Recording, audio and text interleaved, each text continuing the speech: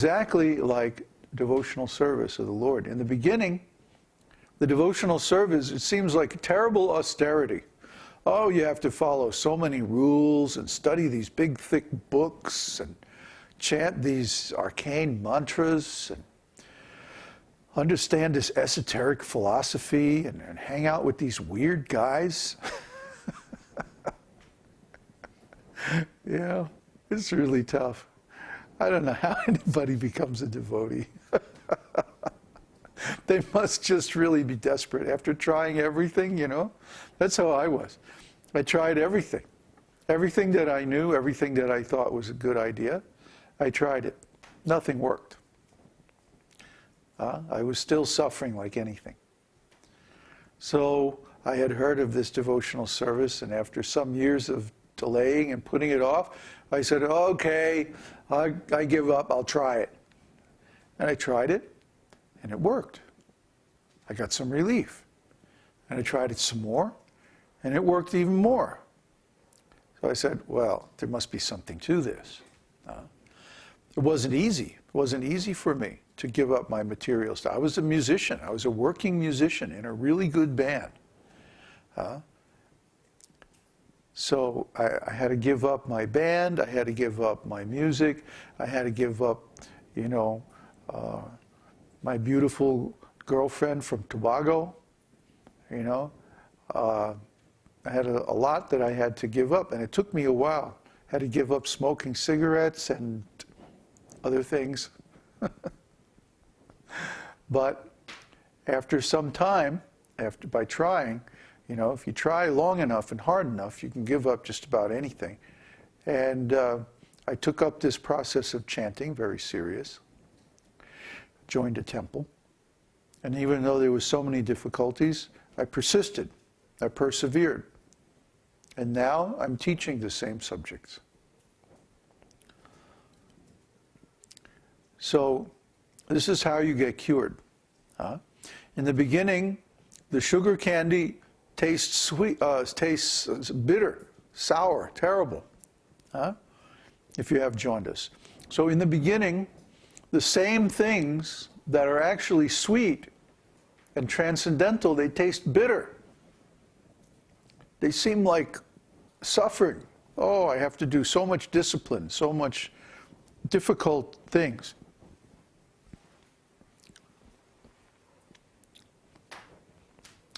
So this is because we're in a diseased condition. See? In the normal condition, the candy tastes sweet. When in the normal condition, transcendental life is very sweet. Krishna, his name, his qualities, his pastimes, his character.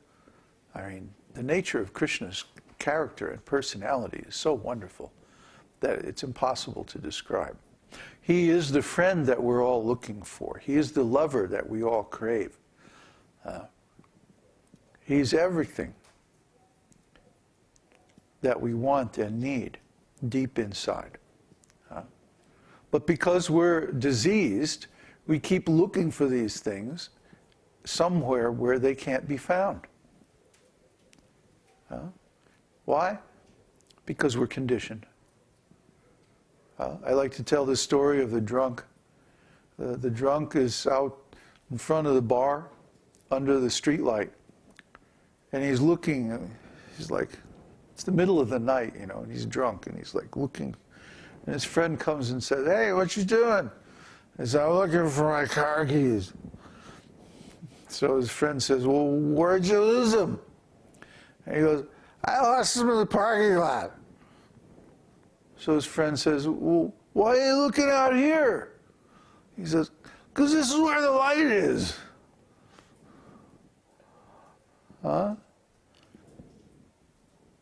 Duh. This describes everybody in the material world. They lost their relationship with Krishna. So they're looking for it, but they're looking for it in the wrong place. They're looking for it in the material world. Why? Because that's where our senses are. That's where our mind is. That's where our body is. And so we think, if I look hard enough, somehow I'll find it. But we're drunk. We're in illusion. We're in ignorance. We're looking in the wrong place. That's not where we lost it, so that's not where we're going to find it. See? The drunk is looking under the light because that's the only place he can see. But if he wasn't drunk, he would say, oh, I'll go get a flashlight and I'll look in the parking lot where I lost them. See, that would be intelligent. But because he's lost his intelligence, he's looking in the wrong place. So the same goes with us. We're looking in the wrong place. We're looking in the material body, the material mind, the material senses, the material world. And we're not finding what we're looking for, are we? You have to admit that first. Let's be honest. We're not finding what we're looking for here in the material world. We want peace, we want happiness, we want love, but all these things are not to be found here. What we find here is suffering and ignorance and strife and arguments and betrayals, lies, violence, lust. That's what we find here. This is not where our true friend Krishna is. This is not where our real relationship is. This is not where our real home is. All those things are in the spiritual world. And where is the spiritual world? Like Jesus said, the kingdom of God is within you. It's within you. And who are you? You are a spirit soul. You are pure consciousness.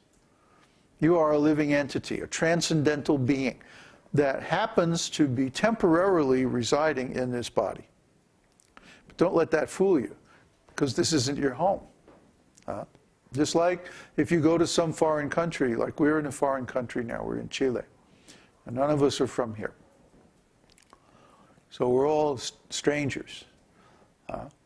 But somehow or other we have rented this house, and now we're staying here for some time, and then in a few weeks we're going to be leaving, and that's it.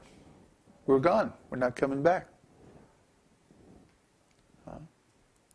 Similarly, the soul is like a guest, like a foreigner from another land, living in this material body, like a house, a rented house, an apartment. And when the lease is up, his time is up, then he goes away to another place, and he doesn't come back. That's the situation of the soul in the material body. Just like the situation of a tenant in a rented house or apartment. And when he's done with that place, he gives it up, and he goes and travels somewhere else and takes another place.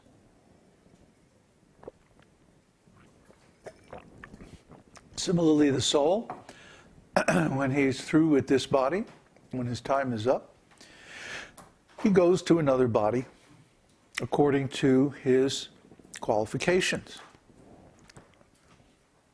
Now, qualification means, just like if you're living in one place, paying a certain amount of rent, and then you get more money, you can go to a nicer place where you have to pay more rent. But you can afford it because you got more money. Or if you lose your job, well, a lot of people are losing their jobs these days, you have to get out of the place you're in and go to a cheaper place. Maybe you wind up, down by the river, camped out in a tent. So it could be a lot worse. But still, according to your qualification, you change your place. Similarly, the soul, according to the karma, according to the results of his activities in this life, he gets another life, gets another body in the next life, according to the results of those activities. So if I do good in this life, then I advance and I get a better place in the next life. If I do bad things in this life, then in the next life I get a worse situation. What's good and bad? Well, it depends on how I give experiences to others. If I give experiences of pain to others, then I have to go through those same experiences in the future. And if I give pleasure to others, then I get enjoyment in the future. Usually it's a mix of both.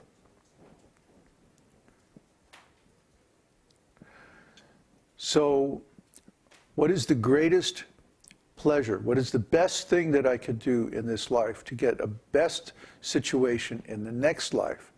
It's devotional service to Krishna. Just like when you have a tree, you could go with a watering can and you could water each and